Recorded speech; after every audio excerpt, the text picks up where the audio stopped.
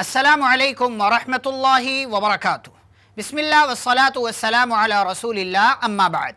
मुअज़्ज़ज़ नाज़रीन, एक और आयत लेकर के हम आपके सामने आज हाजिर हैं इस सीरीज़ या अय्युहल्लज़ीना आमनू, ऐ ईमान वालो सीरीज़ के हवाले से। आयत है सूरतुल बक़रा की 264, 264 नंबर की आयत है। इस आयत से पहले अल्लाह ने उसके रास्ते में खर्च करने की फजीलत बयान की, और फिर इस आयत में जो आयत नंबर 264 है, इसमें अल्लाह ने ईमान वालों को मुखातब करके इस बात का हुक्म दिया है कि ईमान वालों, अपने दिए गए सदक़े को बर्बाद न करो। आयत देखते हैं, अल्लाह फरमाते हैं, या अय्युहल्लज़ीना आमनू ला तुबतिलू सदक़ातिकुम बिलमन्नि वल अज़ा कल्लज़ी युनफ़िक़ु मालहु रियाअन नासि वला युमिनु बिल्लाहि वल यौमिल आखिर। अल्लाह ने इस आयत में ईमान वालों को मुखातब करके सदक़े को बर्बाद करने वाली 4 चीज़ों का तज़किरा किया। 4 चीज़ें क्या हैं? अल्लाह ने फरमाया, ए ईमान वालो, ला तुबतिलू, बर्बाद मत कर लो, बातिल मत कर लो, ख़राब मत कर लो। किसको? सदक़ातिकुम, अपने दिए गए सदक़ात को, अतियात को और खर्च किए गए माल को। कैसे? बिलमन्नी, एहसान जतलाकर, वल अज़ा, और तकलीफ दे करके। किसकी तरह? कल्लज़ी युनफ़िक़ु मालहु रियाअन नास, उस इंसान की तरह जो अपना माल लोगों को दिखाने के लिए, रियाकारी के लिए देता है, उसका भी बर्बाद। वला युमिनु बिल्लाहि वल यौमिल आखिर, और ना ही उस इंसान की तरह कि जो अल्लाह पर, क़यामत पर ईमान नहीं रखता, देता है तो उसके सदक़े का कोई फ़ायदा नहीं है।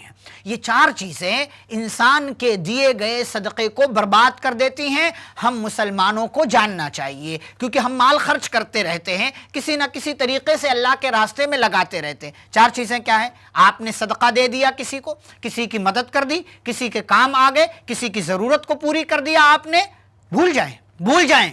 अगर आपने किसी मौके पर जतला दिया एहसान, कह रहे तू ही तो है, तेरी मैंने मदद की थी, आज मेरे सामने बोल रहा है, ये एहसान जतलाना हो गया। आपने मजलिस में तस्करा कर दिया, फला आदमी है जो देख रहे हो ना इसको, इसकी मैंने मदद की थी, या उसको मुखातब करके अरे तो तेरी तो मैंने मदद की, एहसान जतला दिया आपने कि मैंने एहसान किया है, तो अल्लाह कहते सदका बर्बाद, नेकी नहीं मिलेगी, पैसा भी गया।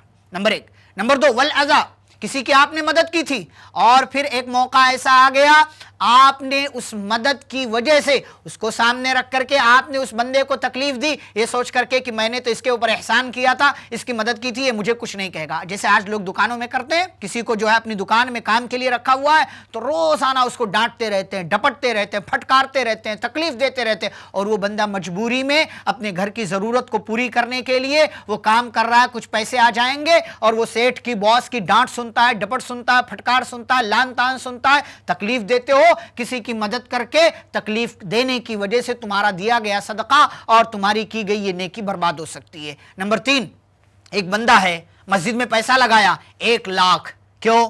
ताकि लोग कहें सेठ साहब हैं।